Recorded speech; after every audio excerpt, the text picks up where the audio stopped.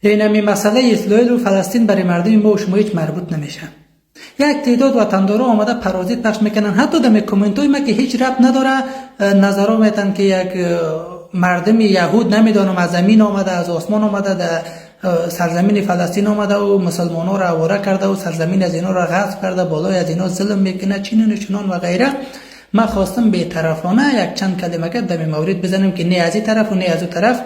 وطندارای عزیز، قوم بنی اسرائیل تاریخ به حد و اندازه داره. هر کس 4 ورق تاریخ خوانده باشه و امروز هم باستانشناسا در شهر بیت المقدس رفته قدمتی از شهر چقدر سال میدادن که این از زمانای نمی به گفت خود شما حضرت موسی و حضرت یعقوب و چنین اینا تمامش یهودی بدن و یهودیت اوج اصل داره.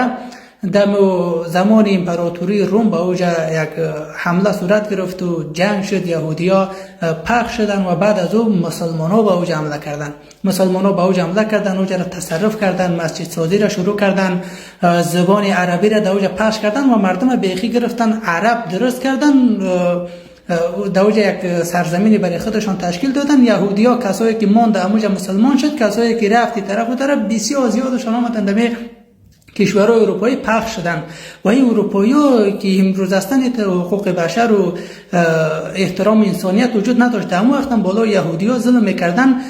در اواخر قرن 19 یک جنبش تشکیل شد به اسم جنبش صهیونیسم که گفتن ما میریم سرزمین پدری خودمون آزاد میکنیم و دوباره میگیریم.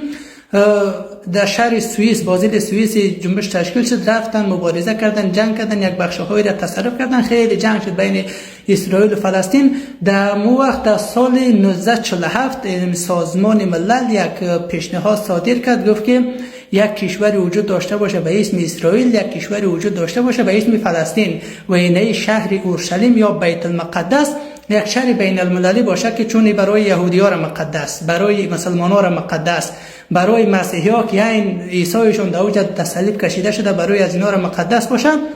مسلمان‌ها را قبول نکردن، گفتن نه سرزمین ما است، ما جنگ میکنیم، میزنیم، یهودی‌ها را میکشیم، سرزمین خودمون دوباره تحت تسلط خودمون در میاریم. و همیشه که همین جنگ کردن و زدن شروع شد، یهود متغصب کرده آمد که امروز یک بارکی نوار غزه مونده دیگه تمام جایش گرفته.